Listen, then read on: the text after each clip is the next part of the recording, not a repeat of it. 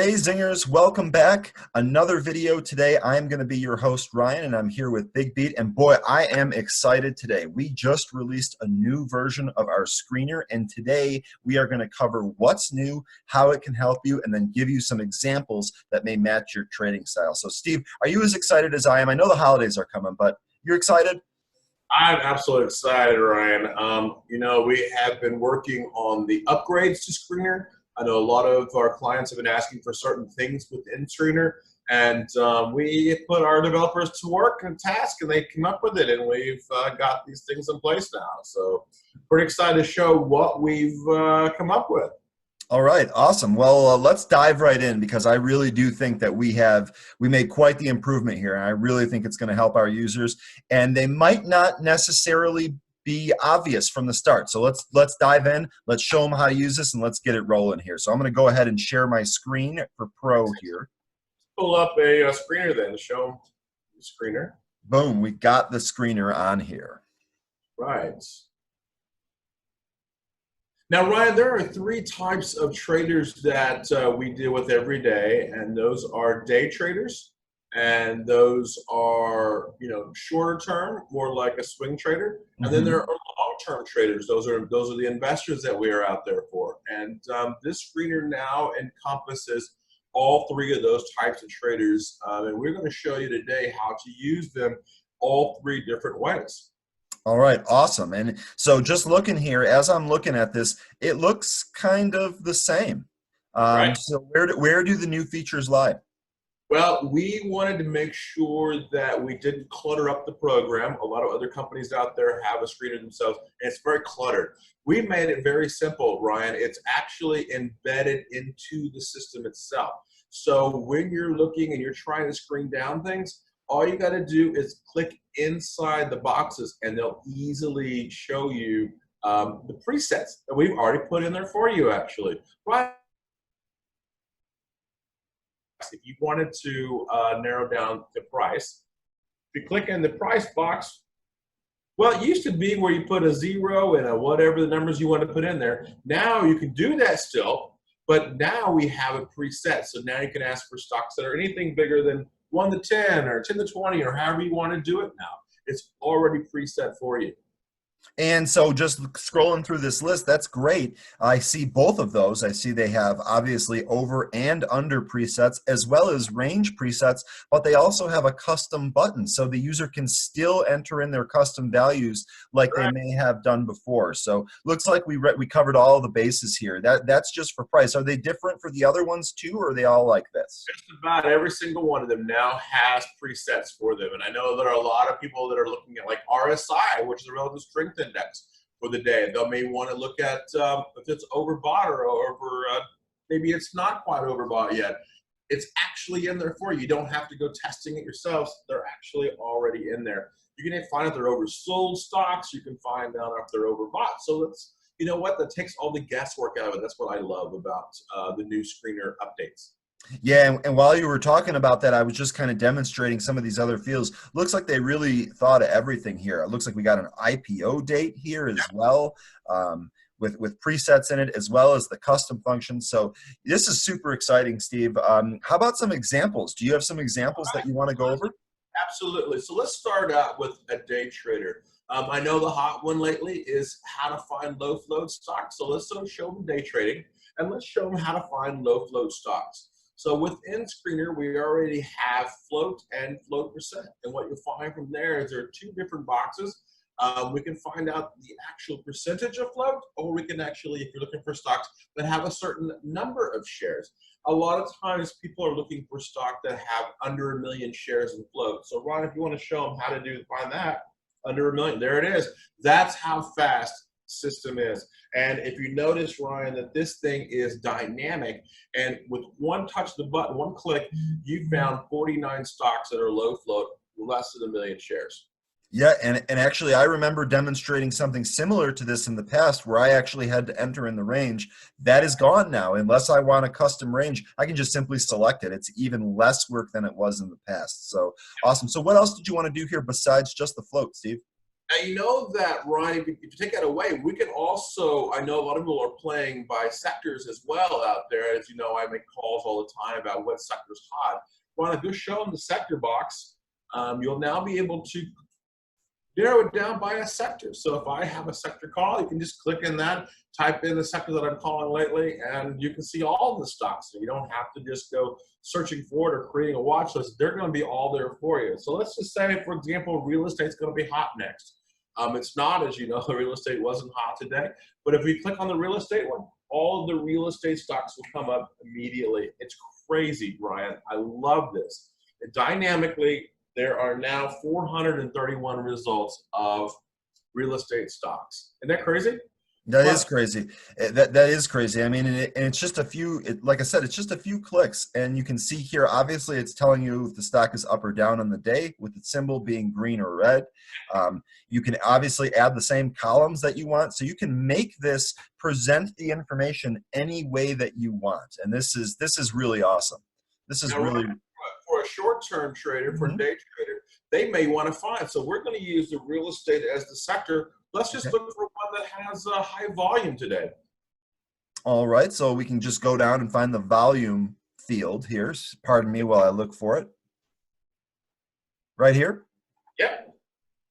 All right, and what kind of volume numbers were you looking for here? Find something that's got over, let's see, how about over 750,000 shares being traded already on a day. Now, this is close to Thanksgiving, so look at that. Suckers are hot. We already found stocks that are hot. Now, I just want to reiterate, that's 2 clicks. I did the sector, like you mentioned, and then I clicked on the volume, and now I have 17 stocks here. Make click, Ryan, and get the highest change percent on the day. And now we can sort these results once they're here. Beautiful. 3 clicks, Ryan. We found stock for us to play with on a day that real estate's not even hot. Found a sector and still was able to find stocks out there to buy. Isn't that crazy? That is crazy. That is crazy. So, and we can do this with more than one trading style, you're telling me? Absolutely. I'll tell you another thing. If you're a day trader, is percent gap, Ryan. If we take away the real estate sector and take away the volume, let's go look for stocks that had a pop in the morning or during the day. What kind of a gap did they create? So here's your percent gap tool.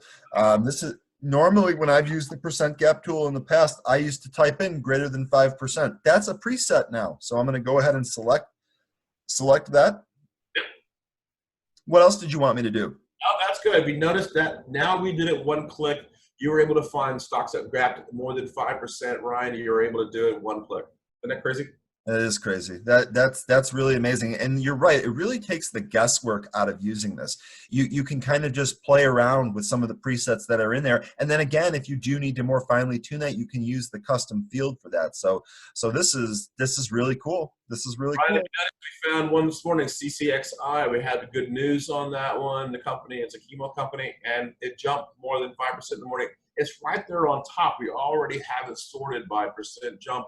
Crazy, crazy, crazy. Loving what's going on here on Screener. Yeah, me too. And I even see some of these other stocks here that I recognize as well. So this is a really, really useful tool. Do you combine percent gap with anything else? Were there other things that you wanted to cover? Like, about this, if people want to know why it's gapping, you can actually still click on the symbol itself. You can find out immediately exactly with the details page popping up, immediately finding out what's going on. Now, if you notice, CCXI has pulled back all day, so that jump on that gap could have been sold right into it. Probably would have made some money on the short side on that one. Amazing. And yeah, and this why is it moving tool, this is also really, really helpful because again, this is you being a biotech guy. I mean, you probably knew all about this. This is not my forte. And right away here, I can see that they're trading higher after an announced phase 3 trial of one of their drugs. I'm sure you'd be able to tell me more about that, but amazing, super easy to use. I love the why is it moving. I love being able to access it from the screener. I can even leave my details tool up here and actually click on other stocks and have them go into the exact same thing. Here's another one. China Ceramic shares are trading higher after the company announced it entered into the Malaysian market. So awesome. All right. So when you create these different types of screens that you're looking for different types of things like low float or whatever, the reason I'm saying bring up the details page is if you create something, you can actually show them how to add to a watch list. So you can create your own screen and then put it into a watch list based on that screen. And so that's a really good point, Steve, because you can actually add individual stocks that you see from the watch list. But the other thing that's unique to Screener for the time being is the export data to a CSV file. And I know that we've talked in the past about, you can essentially import anyone else's watch list as long as they have their watch list in CSV file. So here we go. The Screener is going to allow you to immediately create one of those files out of the results.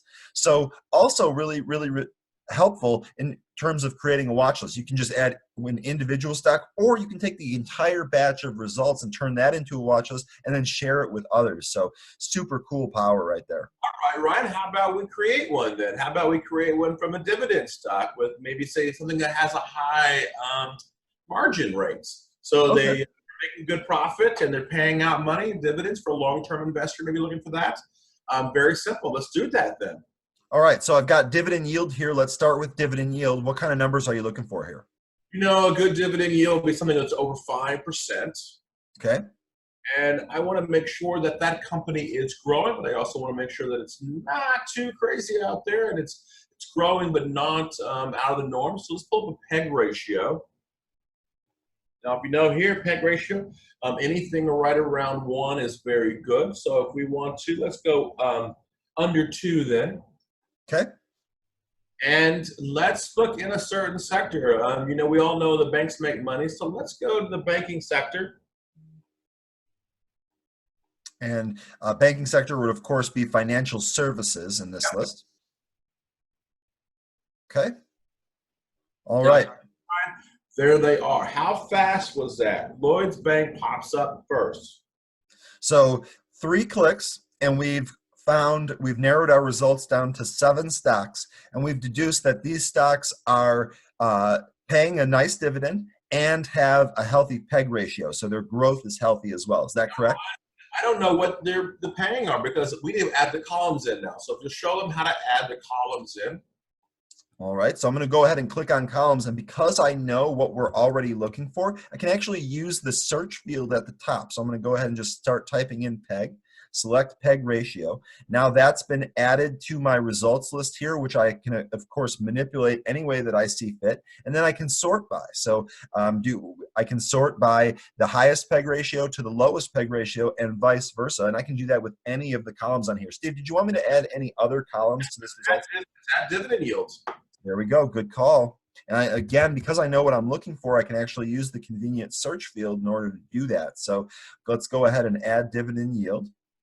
I've made my results a little bit, so here we go. And we're going to put that right next to the value. All right, let's sort by dividend yield. There we go. Highest dividend yield, Banco Santander. Yeah, Banco Santander is a Latin bank. So now that's probably a bank that most people don't even know about. The ticker there's SAN. We found that in very few clicks, and by adding a few columns, we found things out there that we didn't even know existed. Yep, and again, you can use the export tool to export it to a CSV, and then copy those tickers right into a watch list, and you can build watch lists right off your Screener results.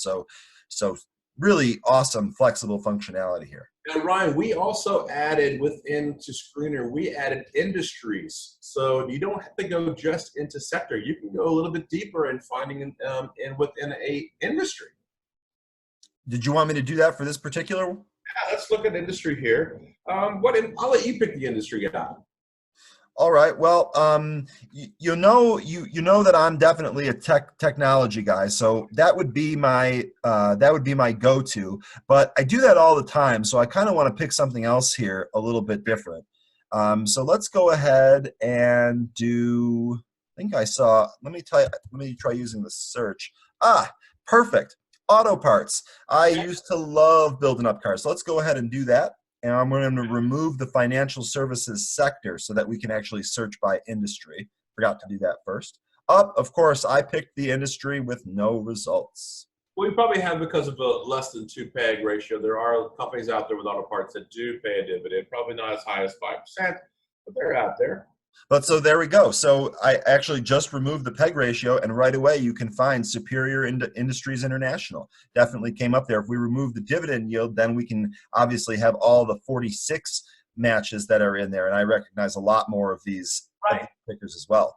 So now if you have just an industry, now you don't have to like narrow them down. If you just found an industry that you like, you can just copy that out, create a CSV file, and now you've got a watch list. So I always tell people you should always trade what you know. If you're in the auto parts industry, you should be trading auto parts, obviously, because you know it better than I do, right? And now you've got your own watch list. So Ryan, if you don't mind, show them how that CSV file download works. Absolutely. So now that we have this auto parts here, go ahead. I'm going to click on that button that I've referenced several times here. What it's going to do is it's actually just going to download right into the bottom of the browser here. You'll see the file here.